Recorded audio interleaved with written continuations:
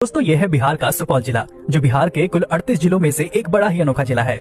इस जिले के मध्य से कोसी नदी बहती है, जो न केवल इस क्षेत्र में बल्कि पूरे बिहार में शोक के रूप में जानी जाती है। वैदिक काल से ही सुपौल जिला मिथिलांचल का हिस्सा रहा है तथा हिंदू पौराणिक कथाओं में इस क्षेत्र को मत्स्य क्षेत्र भी कहा जाता है। यहाँ की मिट्टी मुख्य रूप से रेतीली है, कुछ जगहों पर ये एसिडिक है तो कहीं ये मूल रूप से प्राकृतिक भी है। सुपौल जिले का कुल क्षेत्रफल लगभग 2420 वर्ग किलोमीटर है और ये कोशी प्रमंडल के अंतर्गत आता है। इस जिले का आधिकारिक गठन 14 मार्च 1991 को हुआ था। ये जिला बिहार के कई मुख्य डिस्ट्रिक्ट से अपनी सीमाएं साझा करता है, जिसके पश्चिम में मधुबनी जिला, पूर्व में अररिया जिला, दक्षिण में मधेपुरा जिला और इसके उत्तर में हमारे भारत का पड़ोसी देश नेपाल स्थित है। और दोस्तों यदि हम बात करें इस जिले के न्यूमेरिकल डाटा के बारे में तो 2011 की सेंसस के आधार पर सुपौल जिले की कुल जनसंख्या तकरीबन 22 लाख है। तो वहीं इस जिले की साक्षरता दर 57.67% है। सेक्स रेशियो की बात करें तो यहाँ प्रति 1000 पुरुषों पर 929 महिलाएं पाई जाती हैं। इस जिले की ज्यादातर आबादी हिंदू है, जो पूरी आबादी का लगभग 81% है।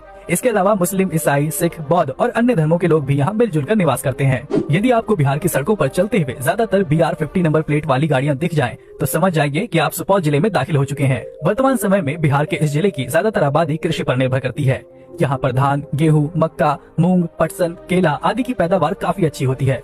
दोस्तों क्या आप जानते हैं कि विख्यात बॉलीवुड गायक उदित नारायण झा का ननिहाल भी इसी जिले में स्थित है, जो उनका जन्म स्थान भी कहा जाता है। इसके अलावा लोक गायिका शारदा सिन्हा एवं स्वर्गीय पंडित ललित नारायण मिश्र यहाँ के विशिष्ट व्यक्तित्व के रूप में मशहूर हैं। यहाँ की मुख्य भाषाओं की बात करें तो यहाँ हिंदी और मैथिली बोली जाती है। वैसे सुपौल का इतिहास भी बड़ा ही गौरवशाली रहा है। छोटे छोटे राजाओं के दौर में सुपौल जिले में गणपत सिंह, नरपत सिंह, सुरपत सिंह और भूपेंद्र सिंह नारायण जैसे कई राजाओं की अपनी गढ़ी भी हुआ करती थी। राजाओं के दौर में उनके रियासत के अवशेष अब भी यहाँ मौजूद हैं।